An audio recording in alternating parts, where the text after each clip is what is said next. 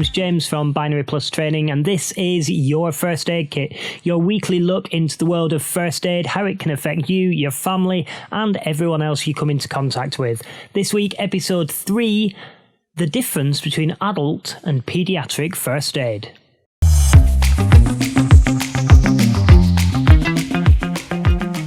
Hi, so this week we're looking at the difference between adult and paediatric first aid. Now, quite often we get the question about what is the difference? There are many different first aid courses available. We've got first aid at work, we've got emergency first aid at work, and we've also got these paediatric courses available.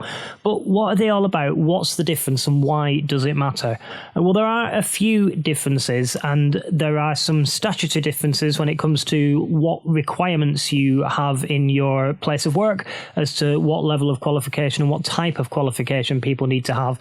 But there's also the practical difference as well, and the practical difference is the important bit. That's the reason why the statutory difference exists. So let's look at the different requirements. If your workplace is your standard workplace with adults in it, then you're going to want adult first aid.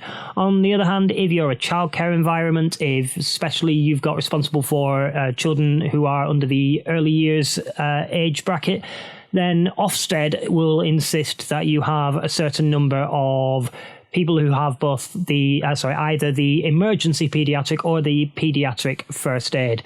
The emergency paediatric first aid is 1 day long. The full paediatric first aid is 2 days long.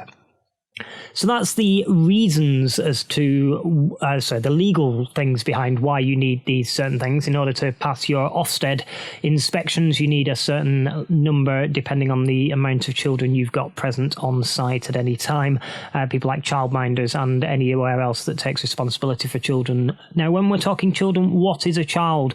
Well, when we're in the world of first aid, we class a child as somebody who is before the age of puberty, so probably under the age of around 12. Once they hit that age where they go into puberty, then we tend to use the adult scheme and treat them as if they are an adult for a few different reasons. It's not just a physiological reason, it's a psychological reason as well, because young children, 2-3-year-old, for example, they can't really provide very much in the way of self-care. If you're in an adult-based workplace and somebody cuts their hand, for example, and says, "Can I have a plaster?" you can give them a plaster and they can stick it on themselves, and that's not really much of an issue. They can run their own hand under cool water if they've got a burn or something like that. There's lots of things that, as an adult, you can do for yourself. But as a child, you're going to need that extra level of support. And as a first aider for children, you're going to need to do more than you would with adults. So there's that element to think about. And that is something that we cover in a little bit more detail on the courses. And it's about how to do things like applying a plaster to somebody else, which, like I said, for an adult, you'd very rarely do it. But for a child, that may be something that you would do quite regularly. They're always falling over, aren't they? But there are physiological differences as well. The bodies are different. They're not only smaller, but the way that they work and the way that they shut down is quite often in a different order. So let's take CPR, for example. Yes, we have the different depths at which we do compressions. The rates stay the same. We do the 30 to 2.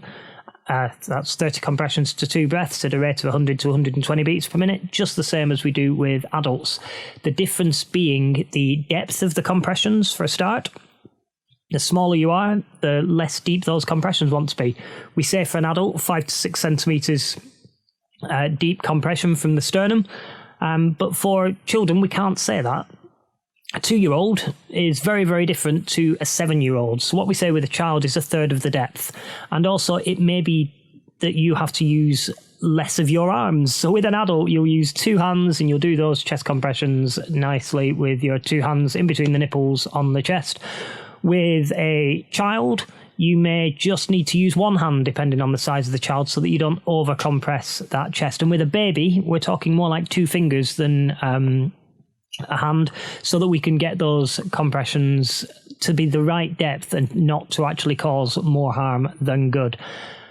But also, I mentioned briefly before about the way that we shut down. Now, what do I mean by that? Well, if you're an adult and you are unconscious and not breathing, statistically, that is because of a problem with your heart.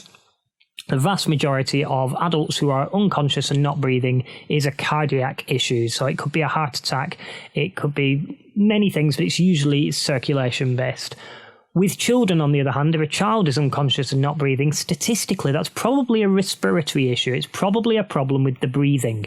Their breathing has probably stopped first, which is why with children and infants, we give 5 breaths before we start CPR. We call them rescue breaths. We're going to give them 5 of those before we start our compressions at all. And also another slight change is they're going to get a minute of CPR before we have to go and get help. So if we're on our own, and our mobile phone's not with us and what have you, and we've got to perform CPR on somebody, but we also have to get an ambulance.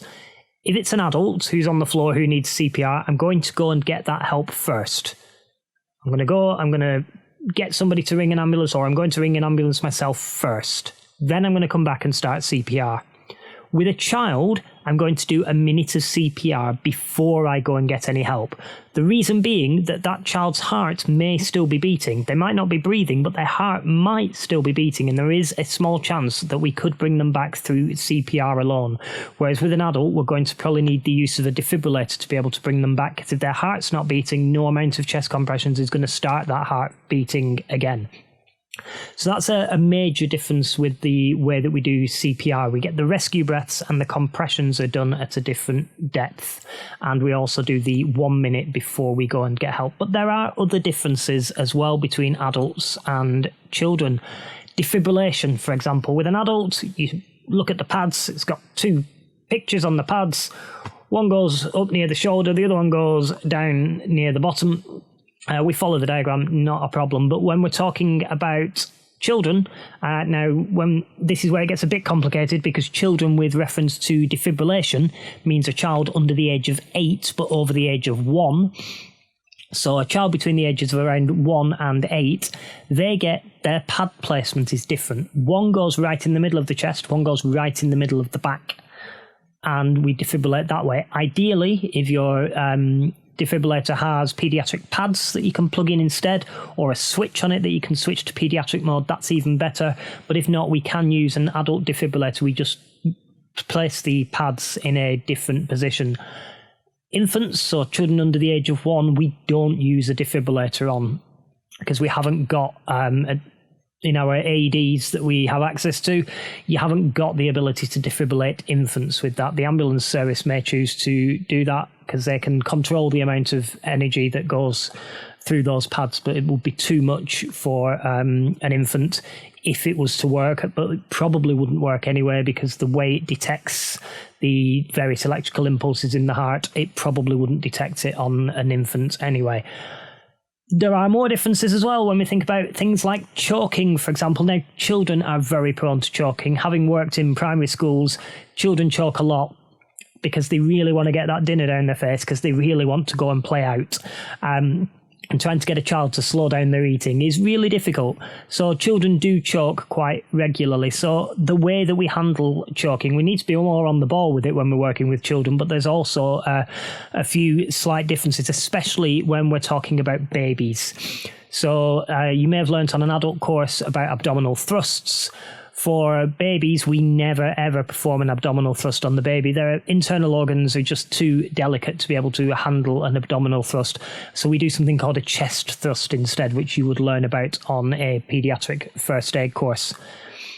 But there's also extra risks and other risks associated with children. For example, all burns on children, they need to be seen by a specialist, so they all need to go to hospital.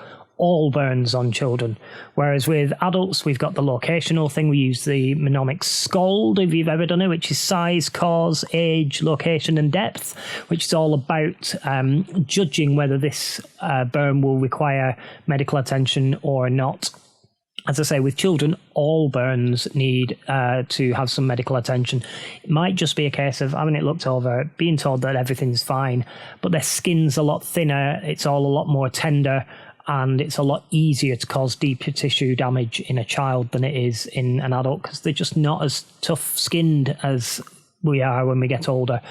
But also, the other thing to think about is the way that heat can impact children. So children can overheat a lot easier than adults. That thermostat in the brain of a child isn't quite working as well as it is with an adult.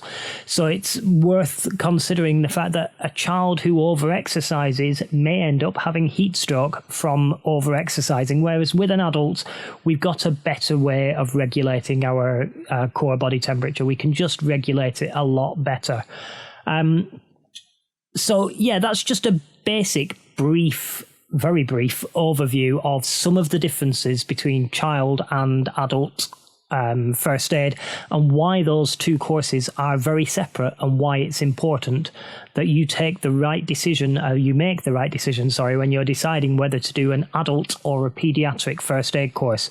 If you're a parent with small children at home, paediatric first aid course may be the best option for you. If you're an adult who works in a supermarket, then you may want to consider possibly both. They are separate qualifications. You can hold both a first aid at work and a paediatric first aid qualification. Or if you're an adult who works in an office just with adults, no children at home, you may decide that you want to just do the adult courses. So there are options there for you. You can always get in contact with us here at Binary Plus Training, and we can help you make the right decision for you.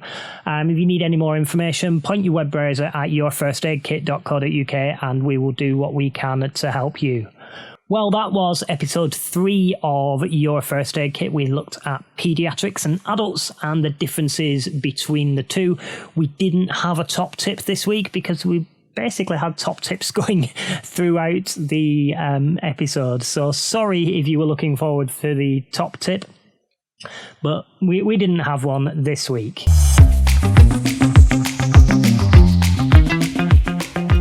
So make sure you join us next week for episode 4 of Your First Aid Kit, where we're going to be looking at first aid kits. We're going to be looking at first aid equipment and supplies and what would be the best for you and your business. So that'll be episode 4 of Your First Aid Kit, available from wherever you normally get your podcasts from Thursday morning next week.